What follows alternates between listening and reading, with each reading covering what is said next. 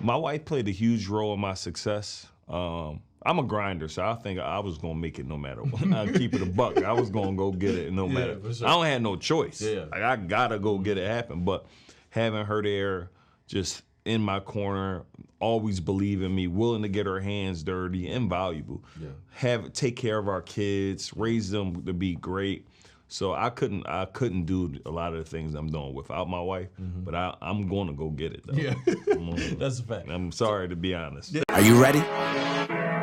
We're gonna run the play. Let's go. Do you know what it's like to come from nothing at all, but every day you just wanting it all? Do you know what it's like?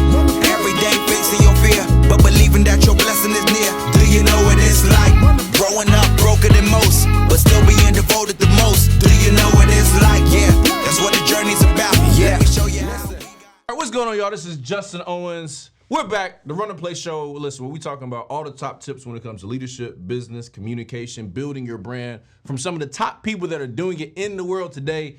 And I'm excited, man, because I got my brother. He's in the room, and listen, he don't just come to anybody's podcast. Everybody asks for him, but he's like, hey, man, listen, I'm gonna do it for my brother. So y'all give it up for my man, my brother, Nehemiah Davis. My man, I'm amazing. Thank you for having me on the man, show. you know what I'm saying? I'm glad you First glad we off, make it happen. this is by far one of the best studios I filmed in. So Appreciate it, yeah, man. You know just what I'm wanted to saying? give you your flowers. If y'all looking at it, studio, RTP Network, y'all better get with it. Serious. Appreciate it, bro. Appreciate it. You know, this is the first season, you know, that we're doing. But you know, I think we share similar values when it comes to like business and impact and being students in the game. And so I wanted to have a conversation with you to really get more into the mind of Nehemiah Davis. Because I know a lot of people want like the tactical stuff, like, hey man, show me how you post and how you but like I think that's important, and so we'll touch on some of that stuff, but like really into the mind of like what creates greatness. Because you're one of the few people that I've seen like your network is very diverse. Yeah. You know, and so like there's some people that's like they can only talk to a certain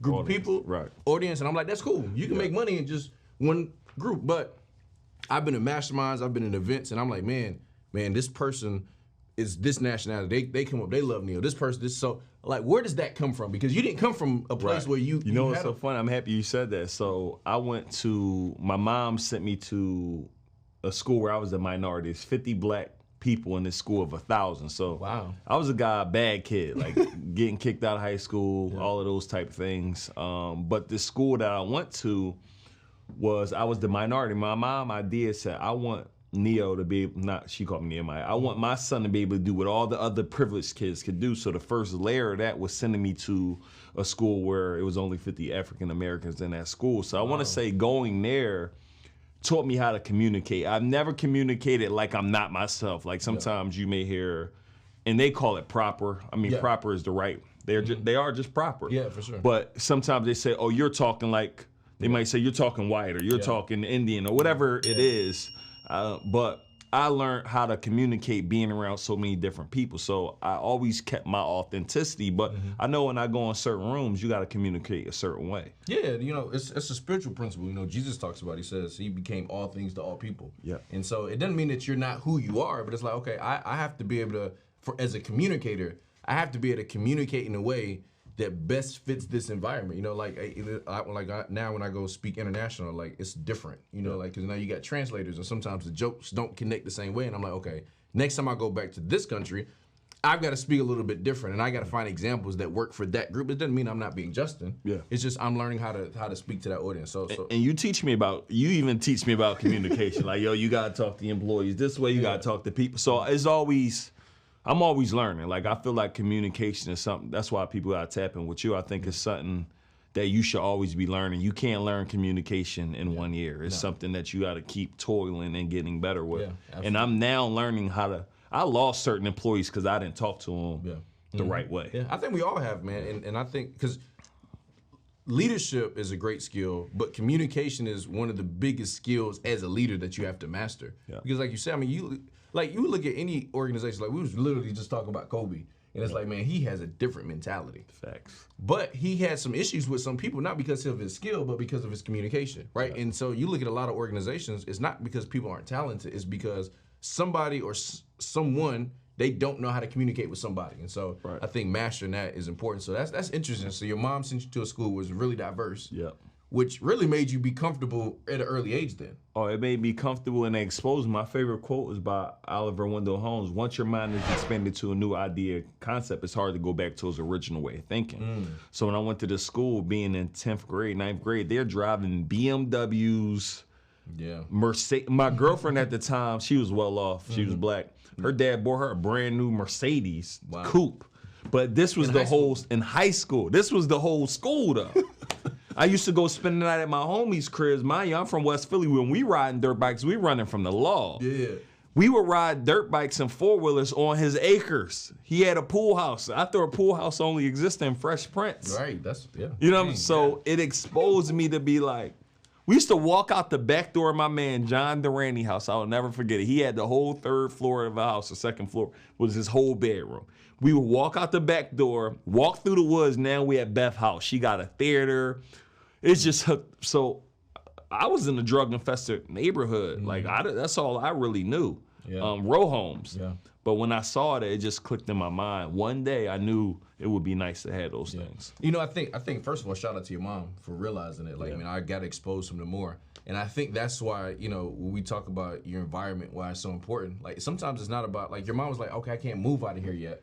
But can I put him in a different environment where he can still be exposed to some of this stuff? And so a lot of times it's not about where you want to go. That's important, but it's like, okay, what kind of shifts can I make today? Yeah. And that was a little pivot, a little shift that your mom made for you. Huge. That changed everything. Which now what's funny is it's changed her life. Right? So Facts. Initially it was to change your life, but now it's like, man, he's experiencing stuff. He's gone out to achieve more now. She's living different. That's right. So sometimes it's like, yeah, you know, as a parent, you got to set yourself up, but at the same time, while we're building, we've got to make sure we put our kids in different environments. And because, you know, we sometimes can be so focused on our career and what we're trying to do, we forget that, man, there's another generation of people that we got to expose. And that's what I love about you too. Is like I'm gonna ask you about like the balance and like the family and work, because like your kids with you all the time. Right. All right. I was just talking to you yesterday, like, man, I'm daddy duty, you know what I'm saying, chilling. But how has exposure, like, I guess that happening to you, what experiences have you given to your kids? Man, it's so funny. You know where I live at, whatever. You gotta really think where I come from, bro. My daughter out there with her shoes off, running along. You know, my house is kind of long, so I'm talking about running from side to side in the grass, in the yard, and I'm like, my kids won't, God willing, they are never gonna have to experience lack. They're never gonna have to experience violence in front of your home. Like, it's certain things that they're not gonna experience. Like, my wife, before we got married, she was in an abusive relationship. So her daughter, which is my daughter, but it wasn't my daughter when she witnessed growing up in the struggle, growing up paycheck to paycheck, getting on the bus every day. My wife getting beat up all the time. Hair getting dragged around, like just crazy. And I'm like, wow, my kids won't ever even know that exists. So these kids, my new kids, my babies, is like, they're not gonna, like, they on private planes. My big daughter is normal to her now, which is crazy. I'm like, yo, you trying to drive to school? I'm cool. You trying to fly out? She's denying private jet flights sometimes. I'm like, it's different out here nowadays. So I like something about your story, because we hear these stories, but I always like to pick out the real examples, like, because obviously, you know, your father wasn't in your life initially, right? And no, the whole life. Yeah, whole life, And there's some people that have taken those situations and they like, man, they repeat the cycle. Yeah. But you didn't necessarily have like your dad to be there, to be present, to do all these things. So what was something that you said, okay, man, this happened in my life, but I'm going to change the cycle in my family? Like, what was the thought process with that? Well, first, I got to salute my mom and my grandma. A lot of people, they hold so much hatred for their father and stuff not being, I'm talking about, it's like a place in people's heart that they're holding on to. And I could really say I'm never even worried about it, because my mom and grandma took such good care of me, showing me different things. So one, salute to them. But I just wanted to be like, I see a lot of kids who got fathers, they're ahead of me. Like, look at LeBron and Bronny. Look at that relationship that they have. For sure. Look at, like, GP3. I just learned about Gary Payton the third. But I'm saying, if you notice that a lot of Steph Curry dad was in the NBA, and I'm using these figures because most people know him, but most of I look even Trump kids can go Ivanka. They can go run a nation. Yeah. I say all that to say like they learned that from having a father figure. Like they all are in the NBA is not because none of them I named was in the NBA just by themselves. Right. They all had a father that was able to go boop boop boop boop, do this, do this, do this, do that. So in my mind, I want to be that father for my child where if they going, I want to give them a hands up. I know people talk about get it out the mud. I'm trying not to do the mud thing. You do got to work though. Yeah, no, you got to work. I had a conversation with my big daughter today, like, yo, I'm trying to help you develop work ethic. Yeah. Credit. Like I'm trying to teach you these important things because life will happen to you. Yeah, for sure. Absolutely. So my goal is just to be an example. Like, yo, you can go out here and make it happen. So I want to steer them the proper way. Yeah. And that's important to understand too, is like, you know, because I always say, man, listen, I don't even want my daughter to relate with getting out of the mud.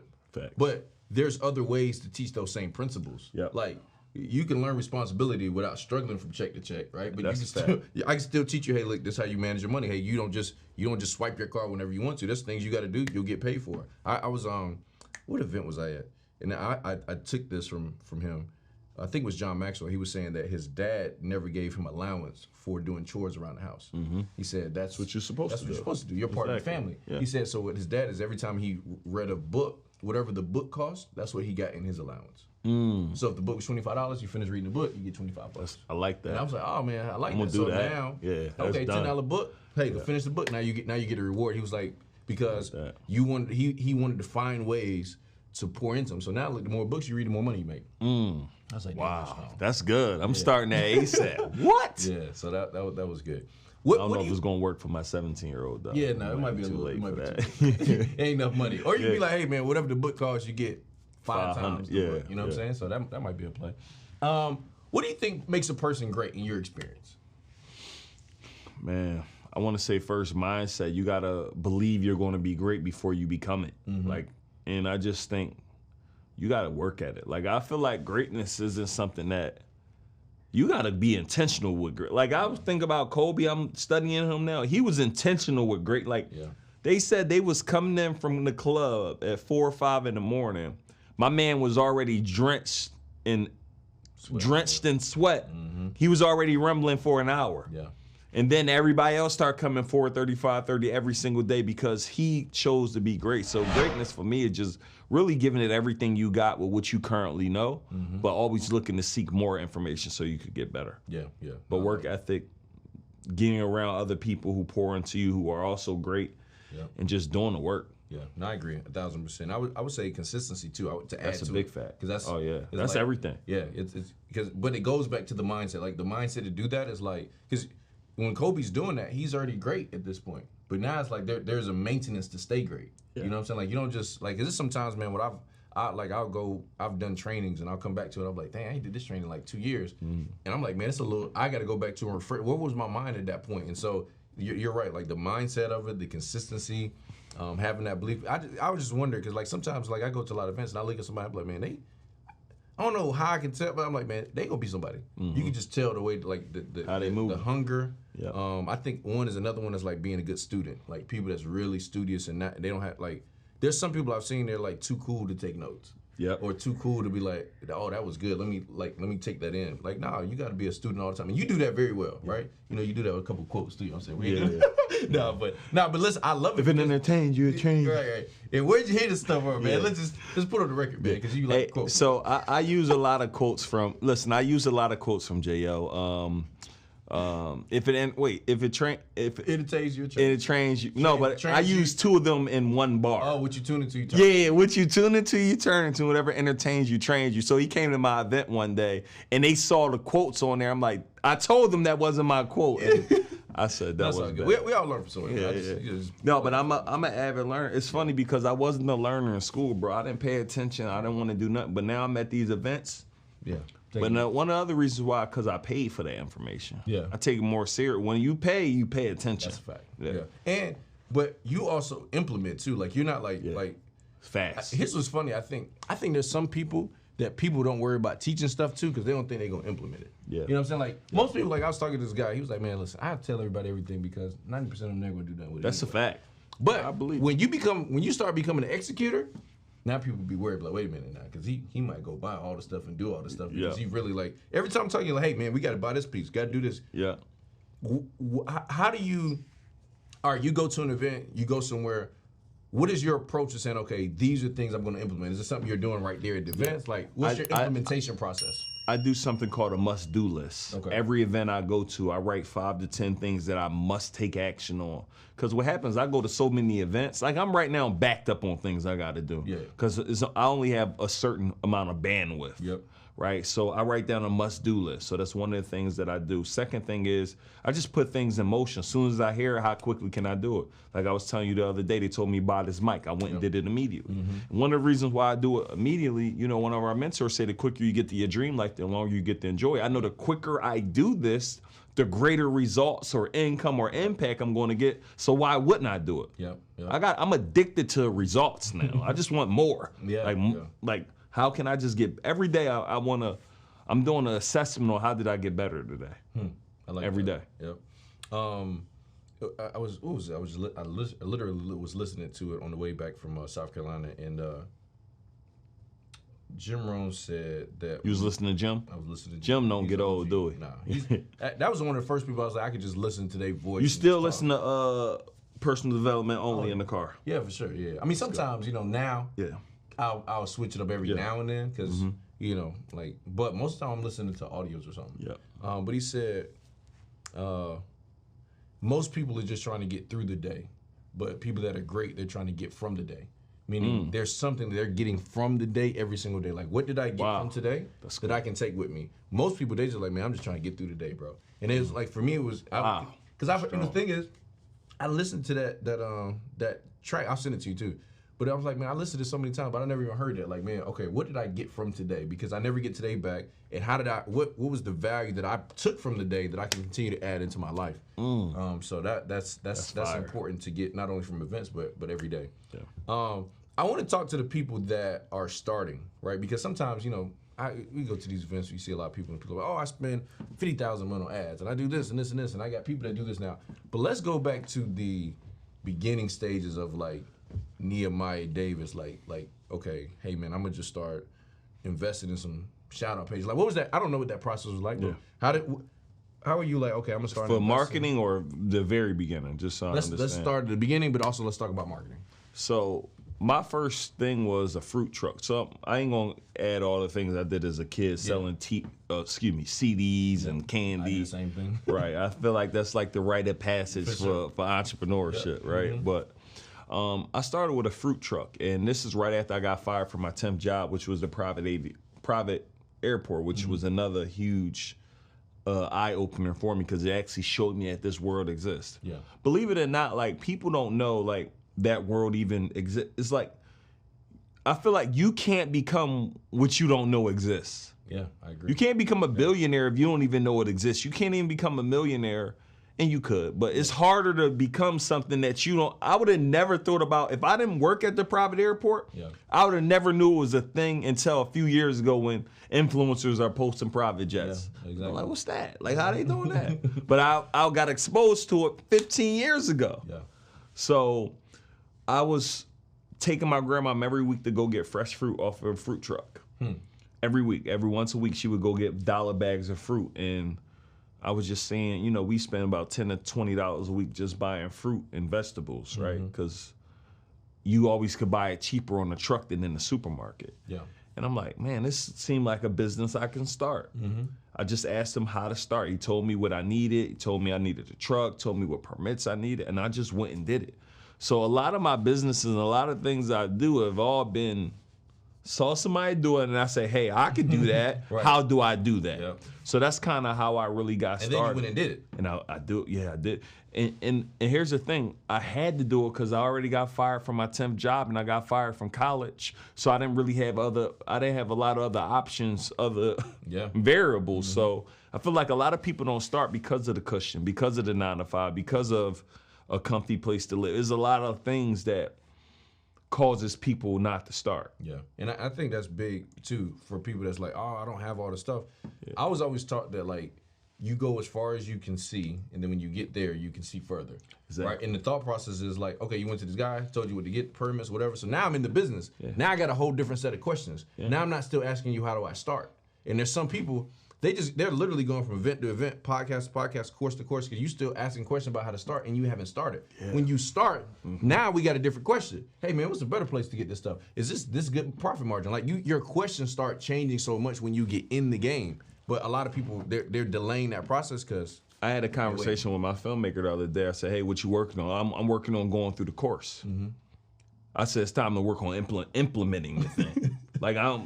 Check it out, implement. Every day, it got to be, that's the thing. We become addicted to just consuming and not, I'm addicted to doing. Like, it's just something in me. I just got to just do it. Yep. So I think that's very important for everybody. And you got to start with where you are. Don't compare where you are, your letter A to somebody letter Z. So as I made the little money, I started the fruit truck. I did whatever I had. Some people don't start because they want to start grand. Yeah. I got a truck, bro, that didn't work. It didn't have no engine in it. We towed it to the spot. When I had to go get the permit, I went and took another truck that I borrowed to go get the permit, because you just get the permit, then you go stick it onto the truck that you want. I towed the truck to a spot, and it moved there for 2.5 years. It just sat right there because it couldn't move. Had no window in the front. I couldn't afford glass. I went and bought a $20 tarp and put a tarp around it. Wow. So I made it appear as it was just blocking the sun, but I had to do it because it would have looked abandoned. Yeah, wow. So it's like, you got to go make it work. So that was that. As far as marketing, when it comes to, I think we talked about marketing, shout out pages and stuff like that. I want to say, somebody told me actually, I think Dave Wong K was telling me like, yo, bro, you need to advertise here or do this. When somebody say something that works and they did it, I go do it. I become addicted to finding people who tell me to do something that works. I just go do it. Yeah. You tell me to communicate a certain way, you an expert communicator, I do it. Yeah. And that's something I've started picking up for me, because you just move. You're like, man, even if it's ugly, let's do it. Like, bro, I don't give a crap. Even sometimes I see you on live, like, man, you be eating, you be eating. I'm like, okay. I'm like, Neil, really cold in my eyes. But I'm like, let's talk about that. How does a person get to that point? It's like, because you literally, like, man, I might have something on Facebook. Like, man, I don't care, bro. I don't know if you saw, we booked David Goggins, right? He was against that, by the way, y'all. We spent like $165,000 booking Goggins. I wasn't against him. I was against the price. Against the price. You know what? Every time I speak and talk about it, I'm saying, I need y'all to know we ain't playing games with these talents. We spent over $1 million and something on that event. That wasn't no small event. Nah. But when he was talking about something, he was just like, I just don't care. It was like, yo, it's kids in the audience. Excuse me, but I don't care. Everything is just, I just got to a point where I just don't care. Yeah. I need to do it. You trying to do it perfect. I'm already beating you. I turned the phone on. I went live already. Like, I'm already making money because I'm committing first. Yeah. You trying to perfect the process. We just commit. Yeah. We go all in every time. Yep. So I think that's it. Do it ugly and don't care and be okay. And understand this is very important, J.O., is that you're not gonna make $1 million on your everything that I do for the first time. We mess it up, but guess what happens if you never do it? It's just never gonna get done. Yeah. So a lot of people are waiting to do it. I want to have all the staff. I want commit. Yeah, put it out there and figure out the rest later. Yeah, no, I love that. And that's a big. I mean, when you don't have any resources, that's all you can do anyway. Yeah, like it's like you can either pay somebody or you gotta do it yourself. And like you said, be resourceful. And I think that the process of entrepreneurship brings that out of you, because there's a lot of things you can't do. And you're like, okay, all right, I need to do it like this, but I can't afford that. Yeah. And so you start building this almost like this critical thinking ability that you need for business, because most of the stuff isn't like drawn out. Like there's not a map for a lot of people. Bro. And that's why people get frustrated. Like, man, I bought this course and I did this. I'm like, yeah, but okay, did you get some information? Like, you now got to go implement it in your city, in your world, with your people, with your personality. But you've got to just, like, when you start, it changes the whole game. Yeah. Most people don't ever start. That's a fact. So yeah, they got to start, bro. Yeah. Well, how much do you spend on marketing right now? I know you do it in different ways now, but right now I would say I slowed down. I'm about to speed up. We're probably spending a month on marketing, probably about 80, 90,000. Yeah. Wow. Yeah, I gotta increase it though. Yeah. I want to take it up to like 150, $250,000 a month. I like that. I want to blow because marketing's not going to get cheaper as time progresses. It's not going to get cheaper. So I want to spend more now, acquire the customers, because when it's harder to acquire the customer later, I already acquired them at a cheaper rate, and then keep the customer. That's smart. That's what I'm focusing on. What I've been nerding out on lately is, how do I keep the customer? So I got people re-enrolling for my mastermind. I'm like, okay, how do I get them to re-enroll again next year? Yeah. And the year after, and the year after, because it only costs me to acquire them once. It's harder to acquire a new customer than keep your current one. Yeah, exactly. Yep. I like that. What was the initial like? Okay, I'm investing in myself, marketing wise, whatever. What was the first thing you was like? Okay, that worked. I did a post with the Shade Room, and I feel like I spent like $1,500, and I might have made like 60, 70 grand off of that post. Wow. I said, oh, this works. And that wasn't the first post, but that's the one that I remember. And I'm like, oh. So I started just doing more of that. Yeah.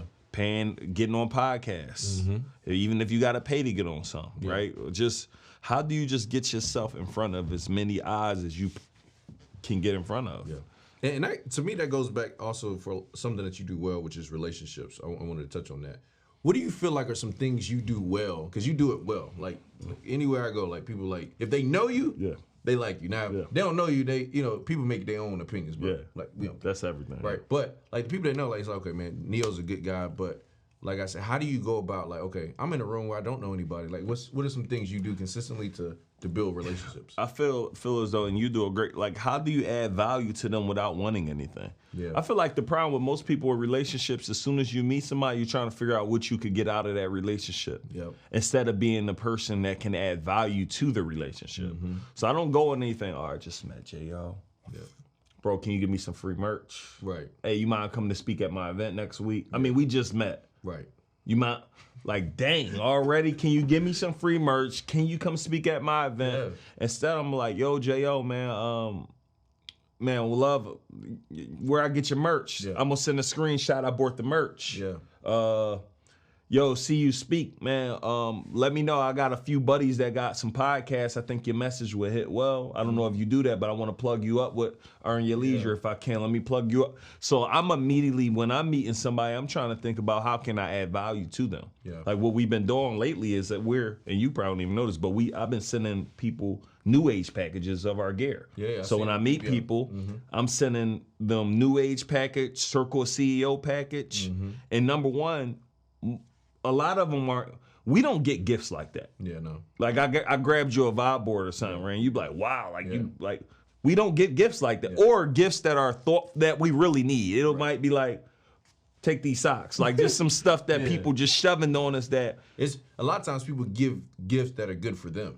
Exactly. Yeah. Now again, these gifts are still good for me if somebody wearing our brand, but most of them actually like the brand. That's all I'm about to say, because the brand is a gift at this point. Yeah, right. So I'm sending that to them, handwritten note. It was a pleasure meeting you. Look forward to continue to build with you. Nothing else. Yeah. Then reaching back out.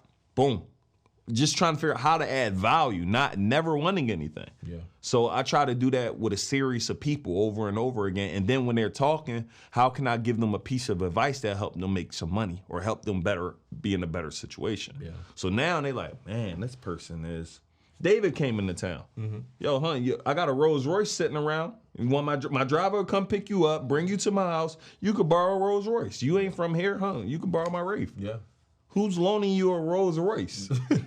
You know what I mean? Yeah, that's real. And don't really know you. Like I ain't. That's J.O.'s partner and mentor. Yo, you could borrow a Rolls Royce. And that's some of the stuff that people don't see. Oh no, yeah, and the person ain't gonna forget it either. But here's the thing. Not that you're doing it for that, but I'm just saying. Because now when you don't have a lot of resources, you don't have a lot going on. In your mind's like, but I don't have a Rolls Royce to give nobody. Yeah, you don't. I can't buy nobody a vibe board. So what you have to do is whatever you can do. Like a lot of people now, they be like, "Hey, man, how can I add value?" Like, don't ask me how to add value.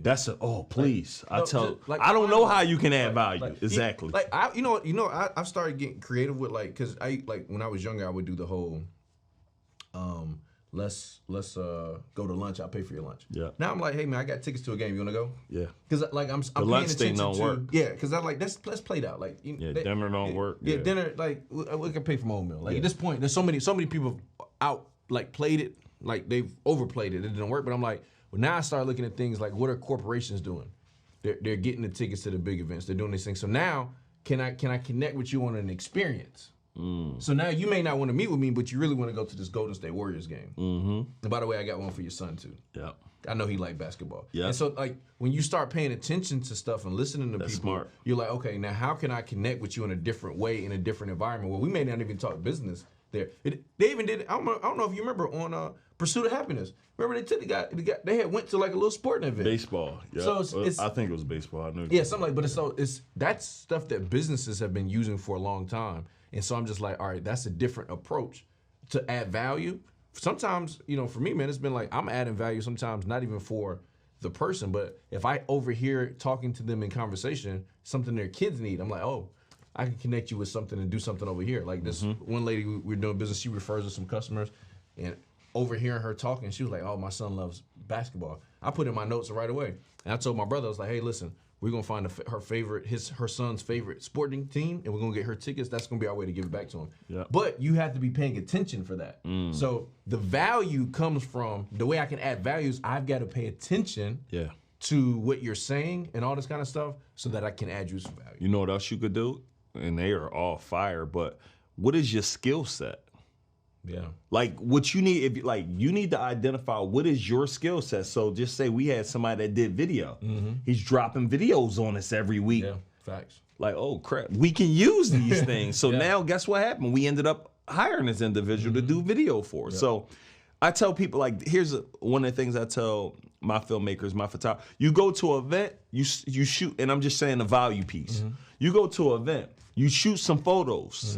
Soon as they get off the stage, ready to airdrop, you go see them if they not going straight to the back.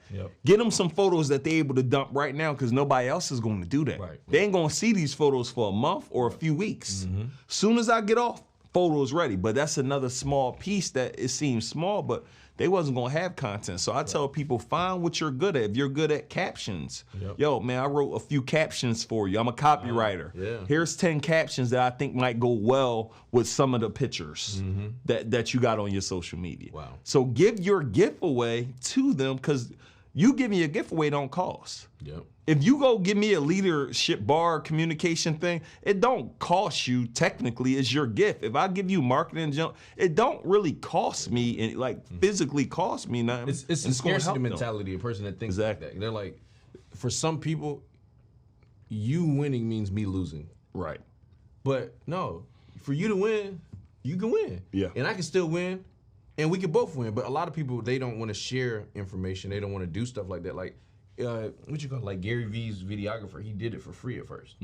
But when people hear that story, no, but that, I can't afford to do it for free. Well, you may not have to be afford it, but some of the people that's gotten to the best positions, they served their way in. Man, that's the hack. That's how you really get in. They don't get, that's the, that thing still works. Yeah, exactly. But here's the thing.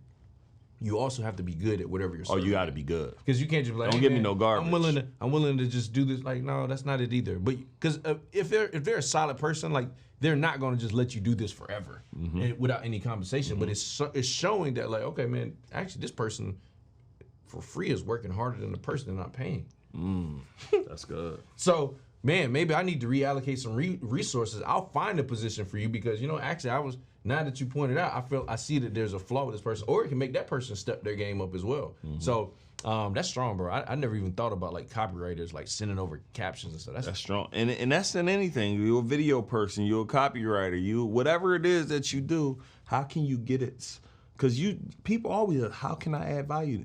I have no clue. I got too much going on to sit down and analyze how you. Because now I got to know what you do. I got to know your skill set. And that's not finding the gap. You got to find the gap. That's good. That's finding it. Tell the people what you mean finding the gap. You got to find the gap. It's like when I'm listening to somebody, I'm always listening for a way I can add value. Like, I'm like, okay, they said they need this. Like, I literally was with somebody, one of our mentors, and it was something simple, bro. You know those little sticks you put on your door, that like so somebody can't kick it in. Yeah. So they like just in passing, I heard him. I was taking him and his wife around. He's like, oh man, we need one of those. I overheard him. I told my assistant right there, hey, order 10 of these, send it to the house.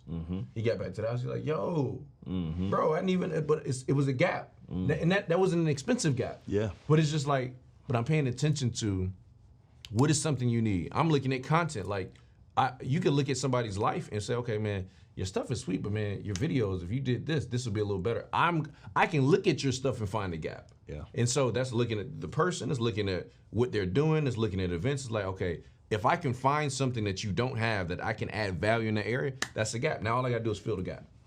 Everybody has gaps. They looking for somebody to fill. Like, you got stuff you trying to fill right now. A lot of I've gaps. got stuff that I'm trying to fill right now. But everybody got gaps right Everybody now. got I don't gaps. care who you are. Yeah, for Something sure. that they need. no matter how much money they You make. might be a chef and they've been struggling with their weight. You might go do some meal prepping for them or give them in our studio, I want to keep making it better. Somebody gave me a prescription. Here's what you need to make it even better. Yeah. That's a gap because I paid someone and then I had somebody else come look at it and say, yo, how you can optimize it. Yep. That was a gap. But now check this out. It goes back to what you said though, is I have to fill this gap, but I'm not trying to get nothing back. And that's the part that's tough. Yeah. Because when you're doing this, it's like, I'm not doing this stuff so I can get something later. Yeah. It's not what I'm doing. I'm doing it because I'm like, man, one, that's just being a good person. Two, is like, I know that could be a way for us to further our relationship. And here's what I understand. With relationships come opportunities. Yeah. So how can I forge enough relationships that opportunities come to me in a lot of different ways? And if people start understanding, it's like I'm not doing this to get something for you or for you to post. Like, no, I just want you to know, hey, this was a genuine thing. Like, sometimes I send people stuff and I don't even hit them up for like 2 months. But hey, man, I was just checking on you. I sent something to you. Get it? They be like, no, I didn't even check. Okay, go check it. And they're like, dang, bro, I didn't know. Because it's not. I don't want you to think I'm sending this to you and then next week, like you said, I'm asking you for something. Yeah. Right. So that's you. So I wore the Jordans you got us the other day. You gave us a crystal. Like you do that with everybody. It's very, and it's not you doing it looking for something in return. No. It changes the game for you. Yeah. But again, you could do those things and not have no money. Yeah. Just give your gift away. Yeah. And even like how we became partners in the clothing line. Yeah. You was buying the clothes and you were wearing it. I'm like, looking, I'm like, man, the same way Jason did. It's just crazy. I rep the brand. Yeah. Jason did the same thing. I was like, man, he's posting this stuff for free. Yeah. And it was getting sales. I was like, shoot. Yeah. Now I need make you a partner. You know what I'm saying? And then you did the same thing. I'm like, man, this makes sense. Now that don't mean everybody that wears somebody's clothing line, everybody posts it. Yeah, no, that's not the thing. But it's like, that is a way to show some value. So that's solid. You know, we've all been told that your network equals your net worth. And in all my years in entrepreneurship, I've never seen anybody really teach it. You know, a lot of times people look at me and they'll look at my circle of friends, they look at my circle of mentors, they look at the people that I'm around, they're like, man, how did you go about building that network? Well, ladies and gentlemen, it's a skill set that has to be developed. And I literally put something together to teach you how to be able to make the climb as an entrepreneur, as a leader, or someone that's just trying to grow in their influence. Somebody that wants to grow their community, their leadership, their income, their mindset, or their brand. Check the link in the description so you get access to that course and start learning the skills necessary today. How do I attract the people, grab the influence, and grow my brand, scale my personality so I can get the results that I want? All of that's there. Click the link in the description for more details and get access to it today. Now, all right. So this is a question, right? Because we already talked about the family side, and we'll talk about the balance that you have there. But sometimes I feel like in entrepreneurship, people feel like, yo, my wife has got to be doing this with me. She's got to be like, you and your wife, y'all have a great dynamic and it works. Mm-hmm. And so I want to talk to that because not everybody, like their spouse is going to be, like she works with you, like she helps out a lot, and you can share it in some of the ways. But it doesn't always have to be the person that's like doing the same thing on another part of the world for it to work out. So one, how vital would you say your wife was to your success? Mm-hmm. And then two, how have you all been able to balance it because you got a taxing schedule, travel, kids? Like, what are some things you can share with people that have a spouse that's maybe not necessarily building the business every day, but provides a lot of value? Well, first off, I think it's important. It helps that they don't have to be building a business with you, but they got to be down. They got to be willing to support you, encourage you, empower you. Mm-hmm. There's a lot of people, wives, husbands, where you don't even believe in your other significant other. That's taxing on the individual when you don't have the support system with a person in the house. Yeah. So that is huge, just not having that. Second thing that is critical is my wife played a huge role in my success. I'm a grinder, so I think I was gonna make it no matter what. I'd keep it a buck. I was gonna go get it no matter. For sure. I don't have no choice. Yeah. Like, I gotta go get it happen. But having her there, just in my corner, always believe in me, willing to get her hands dirty, invaluable. Yeah. Take care of our kids, raise them to be great. So I couldn't do a lot of the things I'm doing without my wife, but I'm going to go get it, though. Yeah, that's a fact. I'm sorry to be honest. Yeah. What was your most challenging time as an entrepreneur, and how did you get through it? My most challenging time? You know what? It's so funny, Joe. I don't really look at. So when I got fired from my temp job and I started, I said this has to work or it has to work. Yep. Like, I truly believe that's. It has to work or it has to work. You know, 50 say get rich or die trying. But I'm just saying that mindset is I'm going to make this work. So that means everything, all the ups that come in that process, all the downs that come in that process, all the successes that come in that process, all the failures, all the being at rock bottom. Yep. I look at them all the same because it's all a part of the process. Yeah. So I can't really pinpoint one challenge in time because I've had several, but I've never really acknowledged them as challenges. This ebbs and flows is a part of the business. Even where I'm at now, I'm going to face new challenges and new ups and new downs but it's a part of it has to work or it has to work process. Yeah, and I agree with that because you just keep moving. I think sometimes people are like, man, it's tough. I'm like, yeah, but I don't be thinking about it's tough. Exactly. All right, it is. It's a part of the process. But let's just keep it moving, all right? Have you ever wanted to quit as an entrepreneur? Never. Never. Because I told myself it has to. Like I said, it's this or death for me. This must work or I'm going to die. Yeah. I was that serious. I used to watch this clip. I don't know if you ever seen this clip with Will Smith and Tavis Smiley. It's like, God, check it out on YouTube. It's like a 6-minute clip. And he's just talking about, like, running on the treadmill. You will not, I will die running on this treadmill. And he was talking about, like, putting the blocks, like the bricks. He's going to lay the brick perfectly or something like that. Same clip, right? Yep. So that's just me. Like, this is all a part of it. It's supposed to happen. Yeah. Ups, downs, everything. Yeah. I think you start just enjoying the process of it. You know, like, the ups, the downs, the unpredictable parts. I like the ups a lot better. Oh, for sure. You know what I'm saying? And you know, you want them ups to be as long as possible. Exactly. But, you know, we all also understand, like, nothing just goes up forever.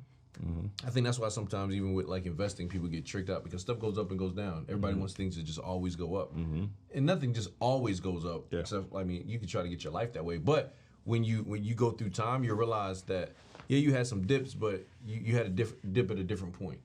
You know what I'm saying? And so, like, yeah, okay, income can change this year from last year, but man, it's still not where it was 10 years ago. You know, so like you got to be able to go through the process, but not get emotional on it because somebody be up here, then they go all the way down.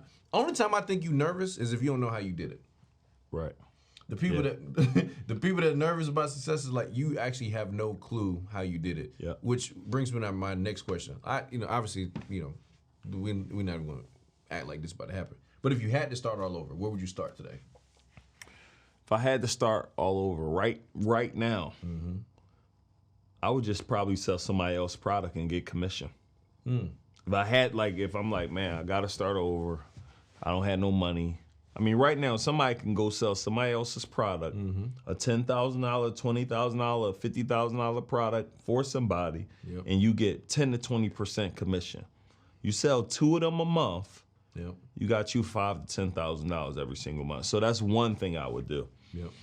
Second thing I would do is I would just consume as much information I can on high income skills, whether it mean running ads, learning sales, just something that can make me a lot of money fast. Yeah. But if I was starting over, honestly, I would just sell somebody else's product, honestly. Yeah, that's right. That's what I would do. You're really envision good at you. Yeah, back here, you know what I'm saying? So envision you out there. You know what I'm saying? It's a great place to be, right? We'll talk about that a little later, right? But I think affiliate marketing is really good. Yeah.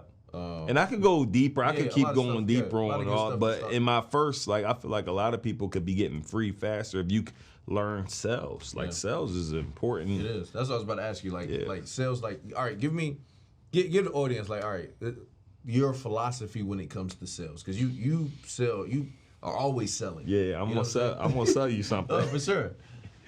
I think you should get comfortable and get good at making sales, because a lot of times anybody who like, well, I don't like sales, you don't like money then, because your business, the lifeblood of a business is sales. Like you can't pay your staff, your contractors, anybody without sales. So you need to just start getting comfortable selling your product or selling other people's product. Like everything is a sell. When you find a new relationship, you got to sell yourself on it. You getting a new job, you got to sell yourself on that. You filling out a college degree, app, you got to sell yourself on it.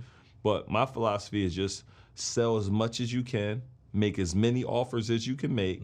One thing my mentor said, an offer you don't make is an offer they can't take. So start creating other ways and other opportunities. Like just sit down one day and write 10 ways somebody can work with you. Just 10 different things, 10 products you can come out with. And just ask the world which one do they want first and give them that. What if people like, man, I don't want to buy nothing from you. You gotta go back to the drawing board. If they don't want to buy nothing. Like if you like, or somebody say, man, I write that list, and they like, you post it, they like, man, I don't nobody likes it. I have no followers, I have no community built. What would you say to that person? That's a good question. One, I would go sell somebody else's product who already got followers and already got a community. I will find out how you can get. Sometimes what people got to write down is who, not how. So if I don't have an audience, I'm gonna find somebody with an audience. Can I come present what I have in front of your audience of? Just say you got an audience of 100,000 ladies, single mothers who want to make extra stream of income. Okay, cool. I do dispatching. I teach mothers how to do dispatching. Can I come present this to your audience and I give you half of what we make? And you just talked about affiliate marketing. Find somebody who has the audience that you need access to and work out some sort of deal with them and do it again and again. Like in your business, you got to do presentations. All the time. So getting the idea that you about to go present yourself and do presentations, because that's how you're going to find your people. What made you comfortable selling like at a high? Because not like you, I think your mastermind's 75K. 75,000. Like, how did you get to a point where you're like, man, okay, this is not only that, can I charge you that, but that's actually a deal. Like, the quickest way to be able to do that is pay somebody else it. Like, it's easier for you to ask for it when you pay somebody else it. like yeah, that's real. You feel real comfortable doing it. Like, so the quickest way to become a premium, to attract premium customers, is to become one. A lot of people can't go get $1,000 for their product because you're unwilling to pay for it. When somebody asks you for $1,000, like, to buy my product, it's $1,000. Nah, too cheap. Or Now you asking somebody, it's the same exact thing, because you're unwilling. You're attracting that thing that the energy you putting out. You and I are in several programs together where it costs over $50,000 to be in it. So it's no problem for you to charge somebody that. No problem for me, because we also paid this. So ethically, we can do that. Yeah, for sure. But I think when you are giving somebody value, like in my program, I show people how to make an extra $50,000 to $250,000. My promise is, my goal is to help you make an extra $50,000 to $250,000 in a year. Some people will do it in a year, some people will do it in a day, some people do it in a month, some people do it in a week, some people do it in a day, some people do it in an hour. But that's my promise, and I understand that if you only giving me 50 to 75 grand to do that, once you get the information, you have it forever. I'm actually getting the short end of the stick. So I feel as though if you're charging a percentage of what they actually gonna get out, it's a good deal. I know if somebody get in my stuff and they execute, because it only works if they do the work. They getting a win. Their win is gonna be bigger than my win. I think that's the best way to look at it, is because, like you said, like, when you really know you got something that's really helping people, then you should be obligated to sell it. You should. You have to sell it. And I feel like if you don't feel that way about whatever you're selling, you need to sell something else. Exactly. Your product's not great. Your product's not great. And it's funny because it's like, I talk to people about this in my business, because like sometimes people are like, man, it's expensive, $200 a month or whatever it is. And they got the wrong mindset. Like, well, if that's the mindset, first of all, you're not ready for real business, because It's gonna cost you more than that. It's gonna cost you way more than that. Like $100, $200 a month. That you can't pay for your cell phone bill. That's okay. I said that to my car. I was like, this costs more than my cell phone bill. But what happens is what you're saying is like, I remember when I first got in business, and it would get to the monthly fee, and like literally, I would try to go to the bank, take my money out before the auto draft hit, and then put it back in there. And I was like, Jay, what are you doing? Because I'm now trying to sell somebody on something, and that I'm trying to do the opposite for. So here's what happens when it gets to those close sales. All the stuff that they're saying to me, I'm saying to myself as well. Like, man, it's real tough out here. Mm-hmm. Man, it is tight. Mm-hmm. And so now when they're saying this stuff, I can try to overcome the objections, but inside I agree with you, so I can't overcome it. Mm-hmm. It's hard to overcome somebody's objection that you agree with it. Like, man, it is tough. Man, it is expensive. Man, it is. Well, that's why you can't sell it, because you believe that. That's so powerful. Oh, that's strong. And so that's why you have to change the mentality with you first, to your point. Mm-hmm. And how do you do that? That fast way, I'm gonna actually share this with my team tonight. Hey, look, the fast way you overcome it is you go do it first. Exactly. Is it? Man, you know how comfortable I am telling people it's only $75K to work with me? I'm talking about before I might have been, it's only $75K, it's about to go up. Yeah. I'm saying that without, I ain't telling you nothing else. That's how much it costs to work with, just only $75,000. Mm-hmm. And here's the other key when you talk to them tonight. Make sure you put the word only in front of any money conversation you're talking about, because they need to understand, and people need to understand it's only. Because soon that $200 is going to become $2,000. It's only. Yeah. So that $200 now going to got somebody making $2,000 a month. It's only. Now they got you making $20. Everything is a only. Like, I only just paid Russell Brunson $150,000 to join this program. Mm-hmm. It's only to me. Yeah, I like that. Because when somebody pay me, it's only $150,000 when I get to that point. Mm-hmm. It's only $250. Yeah, it's only. Yeah, I like that. All right, this is the famous question everybody asks. So I want to ask you. All right, $2 million or lunch with Jay-Z? Which one are you taking? $2 million of lunch with Jay-Z. I heard people say that, well, I'll just pay $2 million to do lunch with Jay-Z, but I don't know if it's, I'm probably gonna go lunch with Jay-Z. Personally. Yeah, I'm gonna go lunch with Jay, because I feel like I can generate the $2 million. Yeah. But if I get in his network, if I'm able to ask certain questions, try to do some sort of partnership or learn something, I'm gonna probably have to go. I think if you're good at relationships, you should take the dinner. The dinner, yeah. Or the lunch, whatever it is. If you're not, you should take the $2 million. Yeah, I agree. Because you have to be able to maximize that opportunity. Yeah. And I would have to think, leaving. I'm sitting there thinking now what we would talk about. You see what I'm saying? But when you never had the money, I think most people are going to take the money. Yeah. Once I start generating income like that, it's like, man, money is replenishable. I don't know if that opportunity going to come back again. Correct. So now I flip it too. It's like, could you get Jay-Z to show up somewhere for $2 million?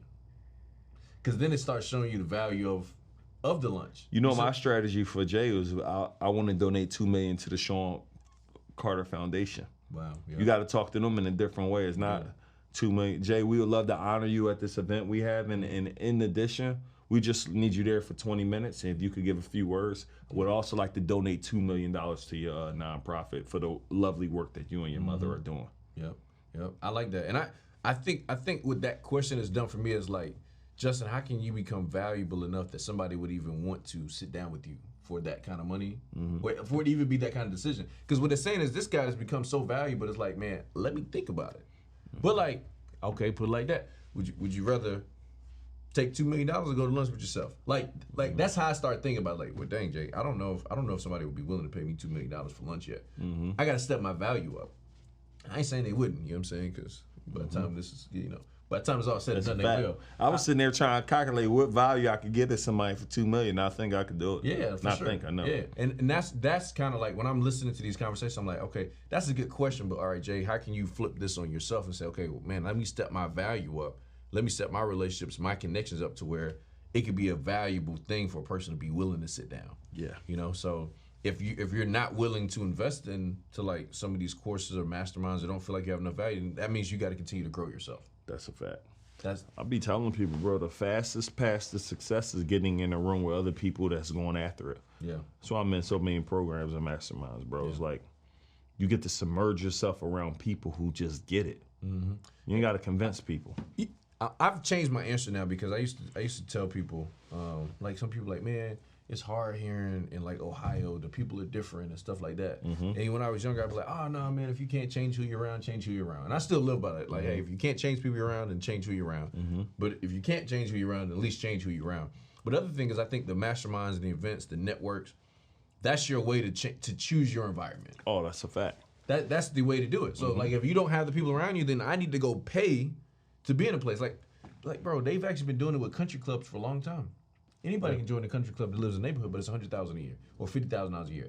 What that tells somebody indirectly when they see you in the country club, you got a membership, is I don't know what they're doing, but I know they can afford to be in here. So they got to be somebody. That's kind of like having them cars we got. Yeah, facts. Separate. It's like, oh yeah. Okay, he got to be. He has to be doing something. Yeah. I like cars because I haven't seen it. There probably is a way somebody will figure it out. But like you could do the fake watches. You could do the fake jewelry. You can't fake the Lambo. You could rent one though. Yeah, but that's the rent. I'm talking about the long term. Long term. Yo, like, I had this for 2 years. Yeah, like when it's been a minute. Like I ain't talking about just a picture for the gram, but I'm saying like people keep seeing you're like, okay, this person can't actually fake lives really the like jets this. either. Yeah. You know, like I mean, well, you know what? People are fake the jets, man. I seen people are doing photo shoots where you can do a photo shoot with just the jet and it stays on the ground. Yeah, well, of course. But when I seen meaning if you're traveling constantly on facts, yeah. Here's the hack for that. I tell people anytime I'm flying private with somebody, record you taking off, because you don't know how many DMs I got saying you frauding, you never take off. So when they used to do that, I don't do it now. I just send them that message like, oh, here's me taking off. Damn. Just so you know. Here's me having dinner. Even when you're doing a picture of the dinner, you got to make sure you pan over to the outside, let them see you up in the air. Facts. Because they're going to definitely say you cap, man. Yeah, that's a fact. Yeah, everybody's always looking for that. I don't understand why, but it is. People are looking for your downfall. It's unfortunate. Yeah. People are waiting right now to hear something bad, bro. Yeah. They're waiting like, ooh, got it. I knew it had to be something. Yep. I knew he was doing something wrong. Yep. I don't know why people like that, but mindset, bro. Yeah, it is. What do you think one thing people would be surprised to know about you? One thing surprised to know. I don't know. I like cream of wheat. You don't drink? I don't drink. Yeah, I don't smoke. Yeah. Yeah. And you never have? I drunk before when I was like 18. I got drunk. I threw up, and I said that's the last time I'm drinking. I drunk too much. You know, ever heard of jungle juice? It don't taste like alcohol. Yeah, like that Mad Dog 40-40. Yeah. And the room starts spinning, bro. I threw up. I said, if this is what drinking do for you, I'm done. And I haven't revisited that since. Yeah. I'm kind of happy because it's an expensive habit. It is very expensive. Yeah. It adds up. Yeah, I'm not worrying about the money, but I'm just saying. No, I know people who spent hundreds of thousands on alcohol just going to the club. It adds up. Yeah, it does all the time. Are you more of a night owl or morning person? I'm like mixed. So I'm a night owl. So I'll go to bed at 2, 3 o'clock sometimes. Wake up at 6. Yeah. Go back to sleep, wake up at 10. My schedule, I don't got the millionaire routine or whatever people routine. I don't got a real routine other than when I wake up, I do write a little note to God. That's my only thing I do that's guaranteed. And then I go to look at my kids and like, I'm out. Yeah. I think I'm a night person for sure. Like I used to be struggling. Like I hear like even, E, he'd be like, yo, 5 a.m. and I'm like, man, I just went to sleep at 3. You know what I'm saying? Like that made like so what I've been starting to like teach people is like, one, you should get the most out of the day for sure. So the reason that early in the morning is better is because you can use more of the day. Yeah. And I think it does work for a lot of people. I think for me it was finding the time of day that I'm most productive. Yeah. Like initially as an entrepreneur, because there's some people like you got a job and you got to come home, you got kids, you got to put in bed, so you may have to stay up them late nights. And find a way to be most productive. But I think it's more of like, let me find the day that I can get the time of the day I get the most out of it. But you said you mix, so you do. Yeah.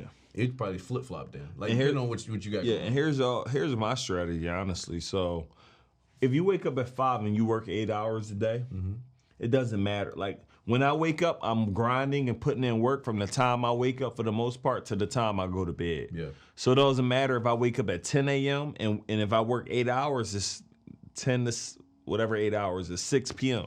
Yeah. If I wake up at 5 a.m., work 8 hours, it's 5 a.m. to whatever that equals, 1 o'clock or 2 o'clock, whatever it is. So if you wake up and put work in, that's all that matters. I don't care what time you wake up. Just put your work in for that day. Yeah.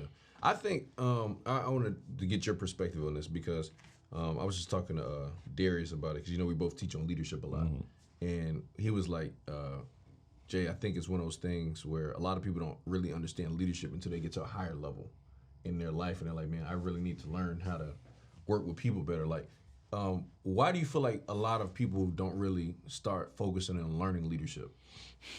Because it's not sexy or not talked about. That leadership is critical. I'm learning about leadership. I mean, it's really everything, but people so on just trying to get some money right now. They trying to get up out of this situation that they like, I'll figure out how to be a leader later on. You know? Yeah, that's real. They're right. like, let me get some paper right now. I'm trying to figure out how I get my bank account from overdraw right now. They ain't thinking about be an effective leader right now. Yeah, no, for sure. But if they start that way, could definitely be powerful. Yeah. Because you learn about relationships. You learn about effective communication. Like some of the highest paid people in the world are consultants and speakers. Yeah. Effective communication. People get 50 to infinite amount of money an hour. Yeah. Yeah. I think it's important for a lot of reasons too. One of the ones you said is like, I think one, if you master leadership early or at least start working on it, it'll allow you to keep whatever you get longer. Because there's some relationships that you can mess up when you don't understand communication, and like you can't always go and fix all of these relationships. Sometimes you just like, dang, I messed that up. Now I got to go and recreate a whole nother relationship instead of understanding the value in it. And then the other thing is leadership just allows you to be able to grow way past where you are. Like the people that we remember, we literally just talk about Michael Jordan. The reason we talk about it because he was a leader. Kobe, we talk about it because he was a leader.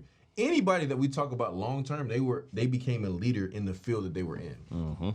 And they're going to have some philosophies and principles that work consistently. And I think the faster you can master that with people, having the character, building trust with people, those are just good things for life. And really, like I feel like, man, you become a good person. If you're a good person in business, eventually, I really believe it'll work out if you master something in it.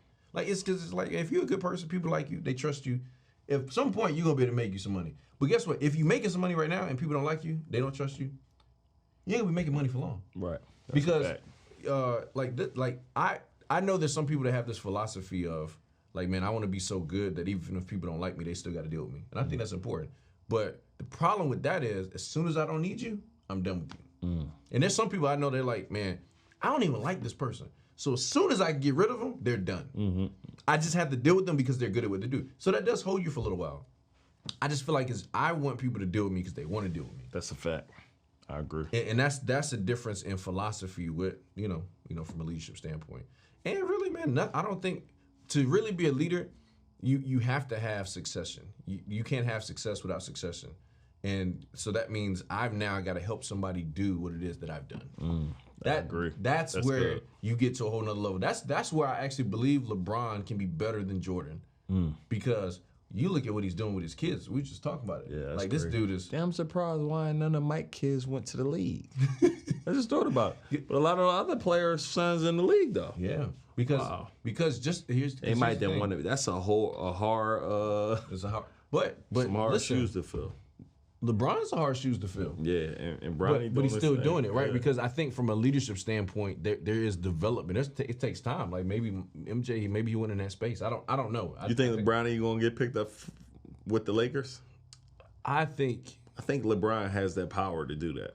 Yeah, I think it's possible, but I know LeBron's contract is set up in a way wherever his son goes, he's gonna have the opportunity to go there. So I think whoever gets him, they know if I get his son, I get LeBron. Yeah. Guaranteed. You know what I'm saying? So Brian leaving the Lakers, it don't matter. Wherever his son going, he out. I think that was a part of his contract because it's set up to where when it ends, like when his son comes into the league, that's where his option is. And I don't know if you know, they're about to change it again where you could come out of high school. Oh wow! So that's convenient. Yeah, exactly. I know LeBron has something to do with that. Yeah, no, that's real convenient. Yeah, okay. What do you feel like is next for you, bro? Like you got like at this point, cars, wife, kids. Next for me is I want to acquire some businesses. Yep. Yeah. Next and just keep growing. I want to really grow my media company. I want to really build out like just media and just keep. Yeah. I look at Kevin Hart. I'm inspired. Like he's always a bunch of new companies.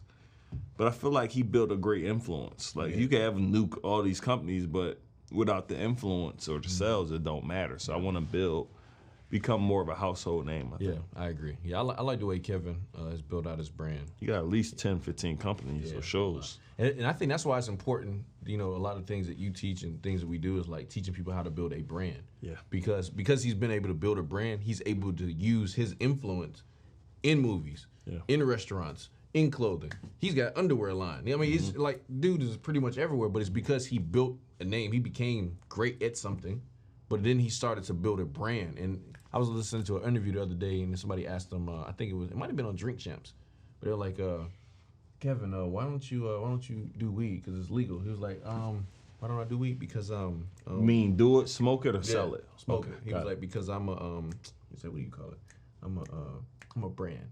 He did it just like that though. He was like, that's why I don't do it, because he's like, I'm a brand. Like, I'm a face of a brand. Like, I'm not knocking it. He said, I'm not knocking it. I'm not saying it's a bad thing, bad person, but for me, it doesn't fit with my brand. I think a thing a person has to do is like, as you building the stuff you're doing, I think you got to figure out the things that align with your brand and things that don't. That's good. And that goes back to leadership. That goes back to a lot of the stuff, because if you're not careful, you can get yourself in stuff. You're like, man, I don't even really want to be here. I don't like none of these people here, because they don't align with yourself. But I think I can see you doing that, bro. Because like I said, man, everybody like you. Yeah. You know. I learned this too, and it's just for me. I think, and it's random, but I feel like as you develop partnerships and businesses, you should really do them with people you kick it with. Yeah. It's even better, I learned. Yeah, I agree. When y'all actually hang out and friends. Yeah. It makes absolutely. a big difference. And so it's interesting, because some people say don't do business with friends. And I think you gotta get some better friends then, because your friends should be people you doing some stuff with. Yeah, I agree. Now, because it's tough to take people that you gotta drag. Oh yeah, I ain't trying to work with nobody I gotta drag, bro. That's a process. I'm cool on that one. Yeah. What's the one question you wish I asked you? That's a good. I think you asked all good questions. Yeah, no, but like okay, I put it like this. Like, what's a question that like you get on, like, people ask? Like, I'll give you an example of one. Okay, and a question I wish you asked. You just tell me how I can help people make some money. It could give me some money. Yeah, there you go. Yeah. I like that. Yeah, that's a good one. But I don't need to do that. It's not. We're not selling nothing. Yeah, like I ask people like giving these. Somebody be like, Justin, what books are you reading? And I'm like, I think that's a good question. But I always say, like, what are you asking me? What book am I reading right now? Or what book should you be reading? Because I think those two different questions. Like, what you're reading today, I'm just starting as an entrepreneur. I may or may not need to be reading that right now. It may not be for you. That's a smart one. So it's like, okay, like what? So maybe I should word it differently. What's something that people ask you a lot that you wish they probably asked a little differently? You're like, I get that question a lot, but that ain't really what you need to be asking me right now. Not many. I feel like the questions they asked are, like your question, they're spot on. But to answer what should you be doing if you're starting, I would say, I would read. If you're working a job, trying to figure it out, I would read Who Moved My Cheese. Yep, that's a good one. I believe everybody, no matter what level you are in your life, you should go watch Jim Rohn. And the video's like 2 hours and 34 minutes called Personal Development with a green chalkboard. Classic. I believe everybody can watch that. Yep. One of my favorite books is A Better Way to Live by Og Mandino. Okay, I don't think I got that one. Okay, that's a classic. Book that helped me think better earlier on was 7 Habits of Highly Effective People. Understanding the importance of a paradigm shift. He actually had a management course I went to, and it helped me with my calendar. That's what made me start getting a calendar, writing stuff down, figuring out stuff that was important, urgent, and all that kind of stuff. Think and Grow Rich, another classic. And The Secret. I think if you can put them two in your brain, starting off, you can really blow up. I don't know many leadership books other than Maxwell stuff in your books. Nah. But I think this is whatever worked for you. Like, that's really what I wanted to touch on. I got something for you too, man. You know what I'm saying? You can't come to the Run the Play show without a little something, man. So. No, mind some gifts. This one, everybody gets something a little different. You know what I'm saying? I know you're going for get your leg work done. You can't play basketball, but thank you. This is something for you, man. Because I can play.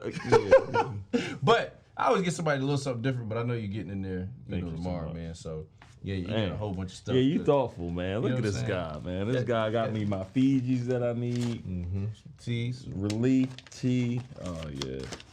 You did everything my assistant was supposed to do. I appreciate this, man. I think, let me see what's that right there. This should be the thing. Compression socks. Yeah, that's good. All the stuff, man. All the stuff. I appreciate it. Yeah, we looked it up, man. Some stuff you need, make sure you get back right. Y'all thoughtful. See, this is leadership, people. And it's being thoughtful, not just getting me some random stuff. And I like Doritos and Snickers and stuff. Yeah, no, we in there. But no, man, I really appreciate you. Not just as a brother, but like just the stuff that you're doing. Cause like there's a lot of people that sell the high ticket stuff, but like you really care about people winning. Oh yeah, I ain't. It's like I it's feel not a money bad grab. trying to It's not sell like you something that it can't really help you, man. Like I've heard you be like, hey man, just send them their money back because they're not serious. Because I'm not. You really want to help people. I ain't win. trying to drag you. Yeah. Somebody said if you gotta drag them in, you gotta drag them around. Yeah. I ain't trying to work with nobody. I gotta drag around, bro. I'm cool. Yeah. This gonna help you more than it's gonna help me. Trust me. Yeah, no, that's a fact. Not a fact. I love it, man. I love the example you set as a father.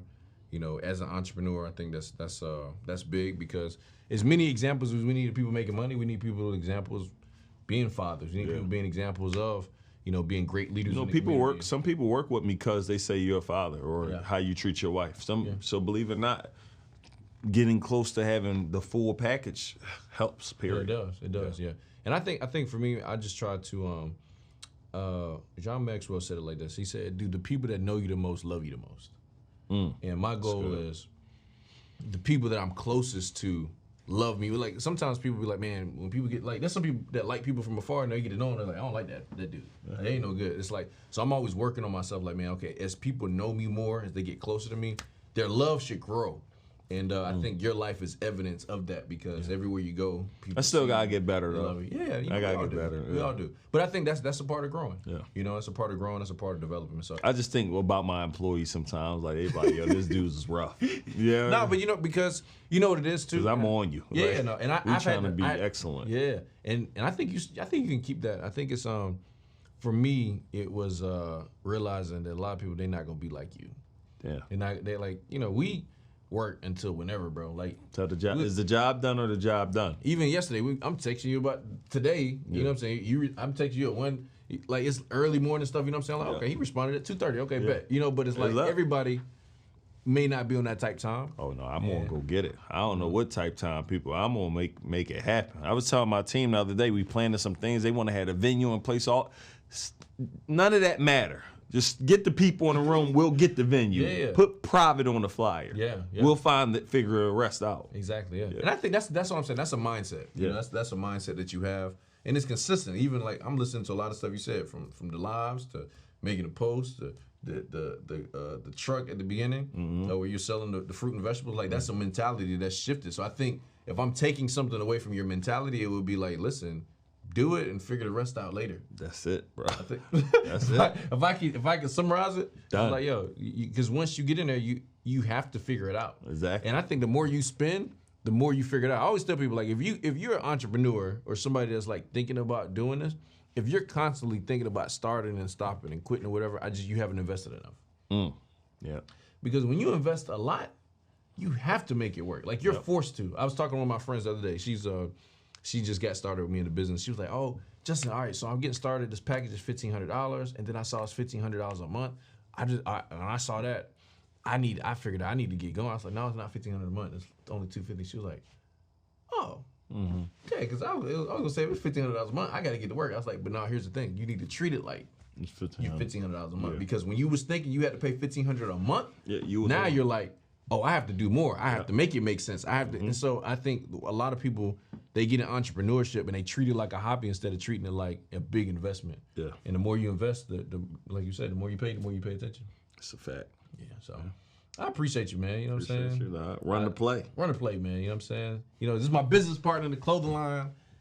He helps us get it everywhere too. And we about to really take it up. Yeah, no, y'all about to see our craziness next year, man. I'm excited facts. for where we're going with it. Absolutely. NewAceCEOs.com. That's it. And man, we're doing it. Where can people find you? Where can they find Instagram, Neo DeViso. My YouTube, y'all. I'm really want to focus all of my energy right now on growing my YouTube. So if y'all could go check out my YouTube channel, Nehemiah Davis.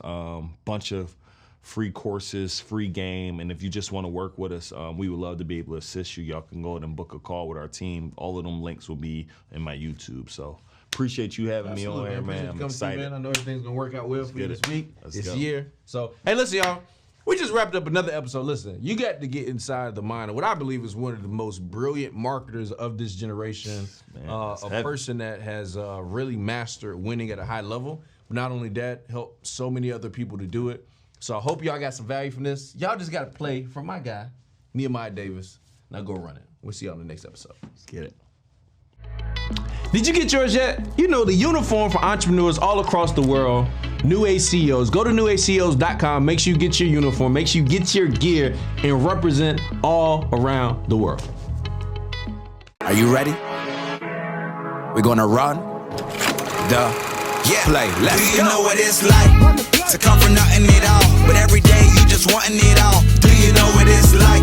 Every day fixing